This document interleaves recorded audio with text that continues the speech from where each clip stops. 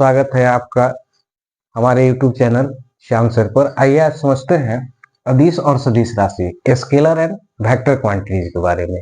इसके पहले वीडियो में हम लोग समझे थे कि भौतिक राशि क्या होते हैं, भौतिक राशि कितने प्रकार के होते हैं। तो इसके पहले वाले वीडियो में हमने बताया कि भौतिक राशि को दो भाग में बांटा गया, ठीक है। एक होता है मूल राशि और एक होता है व्युत्पन्न राशि। और आज फिर भौतिक राशि के बारे में हम लोग समझेंगे, जो कि दिशा और परिमाण के आधार पर बांटा गया है। वो दो प्रकार के होता है। पहला है अदिश राशि यानी कि स्केलर क्वांटिटीज।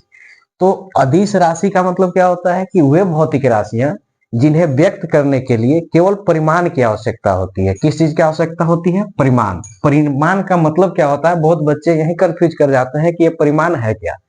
तो अभी हम लोग समझेंगे इससे कि परिमाण क्या होता है। और दूसरा है सदिश राशि यानी कि वेक्टर क्वांटिटीज। वे भौतिक राशियां जिन्हें व्यक्त करने के लिए परिमाण के साथ साथ हमें दिशा की भी आवश्यकता होती है, वैसी भौतिक राशि को हम लोग कहते हैं सदिश राशि। ठीक है, तो एक एक करके समझते हैं कि ये अदिश राशि क्या है और सदिश राशि क्या है।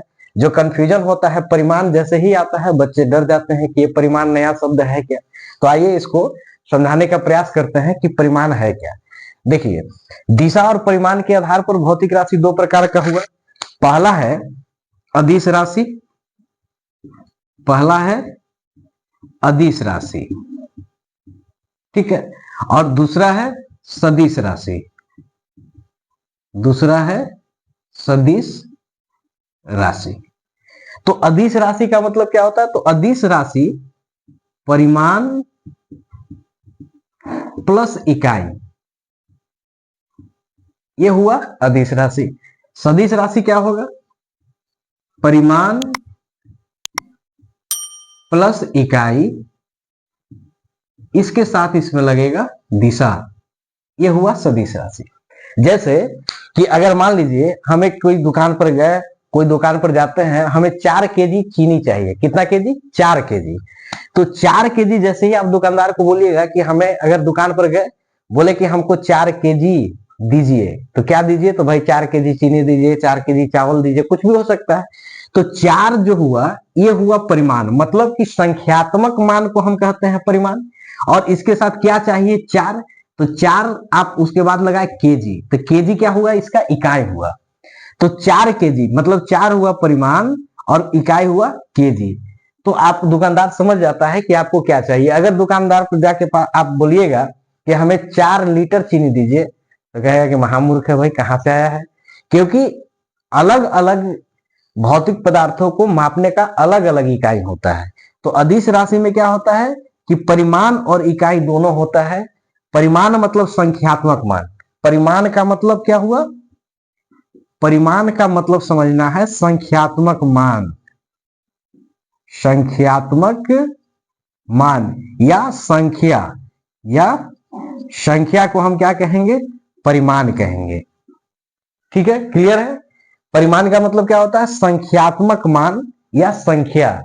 जैसे आप जाते हैं, शर्ट का कपड़ा लेने गए, दुकानदार से बोलिएगा कि भाई 2 मीटर कपड़ा दीजिए। कितना मीटर? 2। तो 2 हो गया आपका परिमाण, और इसके साथ आपने इसको क्या मांगा? मीटर। तो मीटर क्या हुआ आपका? इकाई। तो अदिश राशि को दिखाने के लिए हमें इसमें दिशा की आवश्यकता नहीं होती है। अगर आप किसी कपड़ा दुकान में जाते हैं, बोलते हैं कि 2 मीटर कपड़ा पूरब से दो, तो कहेगा कि महामूर्ख है, पूरब और पश्चिम वहां नहीं बताना है।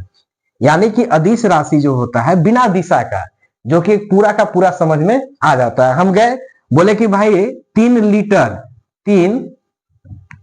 लीटर हमें दूध दीजिए, तो ये नहीं कहेंगे कि पूरब से दीजिए, कि पश्चिम से दीजिए, कि उत्तर से दीजिए, कि दक्षिण से दीजिए। सिर्फ बोलेंगे 3 लीटर दूध चाहिए। दुकानदार को समझ में आ जाएगा कि आपको क्या चाहिए, और वो आराम से आपको दे सकता है। तो उम्मीद करते हैं कि आपको अदिश राशि समझ में आया होगा। अदिश राशि को दिखाने के लिए क्या क्या चाहिए? तो एक चाहिए परिमाण और दूसरा चाहिए इकाई, यानी कि अदिश राशि इक्वल टू परिमाण प्लस इकाई, यानी अदिश राशि। अब समझते हैं सदिश राशि के लिए क्या हुआ। तो सदिश राशि है, अगर मान लीजिए कि आपका दोस्त आपके टाउन में नया नया आ रहा है, आप अपने रूम पर है, दोस्त फोन किया कि भाई हम रेलवे स्टेशन पर हैं, उतरे हैं, आना है, कितना चलना है। तो आप उसको बोलिएगा कि 3 किलोमीटर चलो। जैसे ही बोलिएगा 3, संख्यात्मक मान को परिमाण पहले ही बता चुके कि जो संख्यात्मक मान है उसको हम परिमाण कहेंगे। तो 3 इसका हो गया परिमाण, और आपने बोला किलोमीटर, तो किलोमीटर हो गया इसका इकाई। अब कहेगा कि 3 किलोमीटर किधर चले, पूरब चले, पश्चिम चले, उत्तर चले या दक्षिण चले। तो आप कहिएगा कि 3 किलोमीटर रेलवे स्टेशन से 3 किलोमीटर पूरब की ओर आओ। तो इसके साथ साथ क्या आप बताए, दिशा।